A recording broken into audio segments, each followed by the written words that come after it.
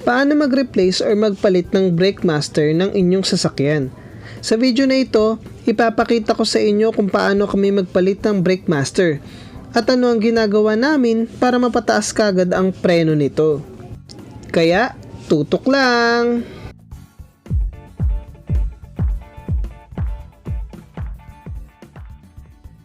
Gumamit ng flare nut wrench para sa mga fittings.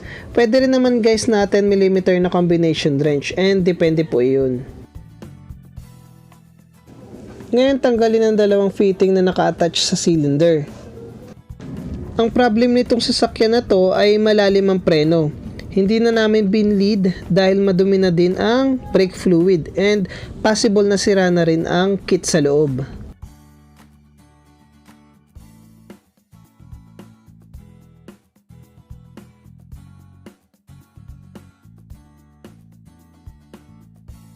Gumamit naman ng combination wrench kung nahirapan sa pagtanggal. Flare wrench kasi ay tool para hindi mabilis mabilog ang flare nut. Kapag pumapatak ang brake fluid, lagyan ng basahan o lagayan para hindi magkalat at madikitan ang pintura. Kapag gumagawa tayo, make sure meron tayong fender cover and goggles. Delikado kasi ang brake fluid sa mata and sa pintura.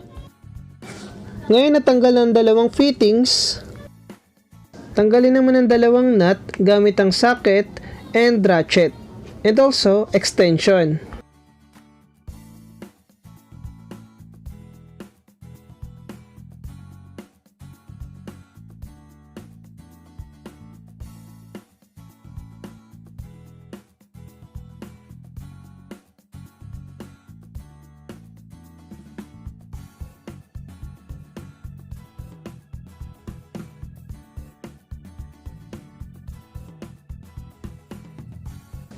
So ayan, natanggal na natin ang dalawang nut.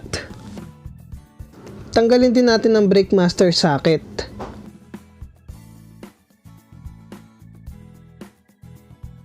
Ngayon, hatakin ang dalawang tubo para matanggal ang brake master.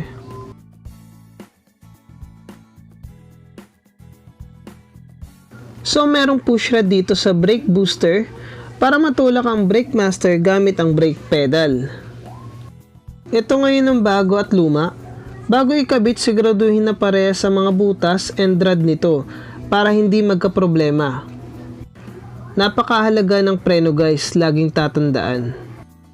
Ngayon lalagyan ito ng fluid. Make sure na ang brake fluid na gagamitin mo ay para sa ganitong brake master. Meron kasing .3 or 4. Meron kasing mga brake master o brake system na kailangan ng .3 lang. Meron din namang .4 only. Depende po iyon. Kung nalagyan na ng brake fluid, pwede na itong i-bleed. Dahil kung sinalpak kagad, maaari magkaroon ng mas maraming hangin sa brake system. Gumamit ng hindi matalas na bagay, kahit wooden dowel, pwede rin. Pwede rin naman rod kung meron. Ngayon itulak pabalik-balik ang rod para ma-bleed. Takpan ng dalawang butas. Kailangan malaking pressure sa bandang likuran dahil nandun ang secondary piston. At pag okay na sa bandang likod, i-bleed naman ang primary piston. Nakakatulong kasi ito para mas mapabilis ang pag-bleed natin. And huwag kakalimutan gumamit ng safety goggles.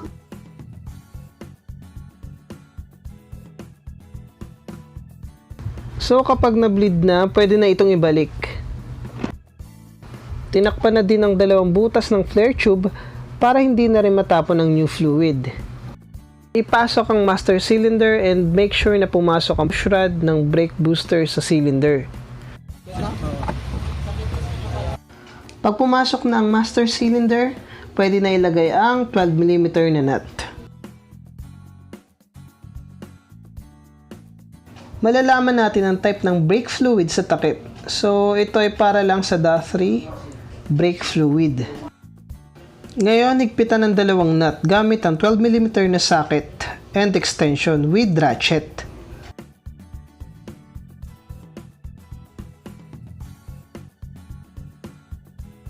Higpit na ang nut, pwede nang ilagay ang flare tube. Pero bago yun, tanggalin muna ang takip. Kapag magte-thread ng flare tube sa cylinder, uga-ugain para matred. Huwag gagamitan ka agad ng wrench dahil baka ma-lost thread. Kamayin muna. Kapag kumapit na ang thread, pwede na gamitan ng wrench.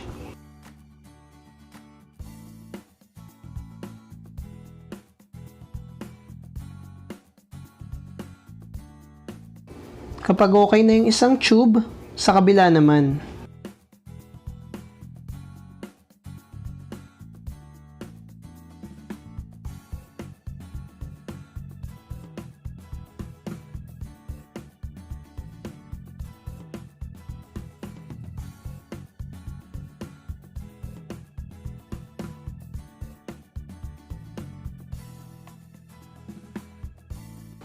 Kapag okay na, i-double check ang mga fittings or tubes.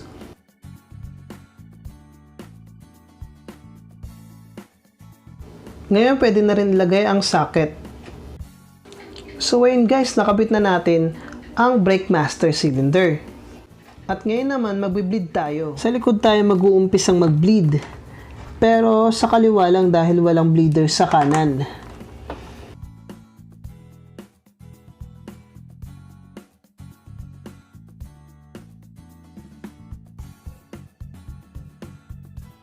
Ngayon, luwagan ang bleeder valve and simulang i-vacuum gamit ang vacuum bleeder.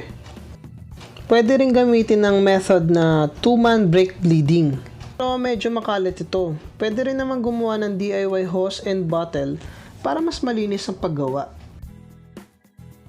Kaya mas prefer ko ang paggamit ng vacuum bleeder dahil mas mabilis mapataas and malinis ang pagkakagawa at walang tapon ng brake fluid. Simple lang ito, buksan ang bleeder valve and ilagay ang hose. Pindutin ang vacuum bleeder. Kung napansin nyo sa hose na malinaw na ang brake fluid, pwede na isara ang bleeder valve. Ngayon, sa kabilang side na naman tayo magbe-bleed. Kapag okay na, pwede na itong isara.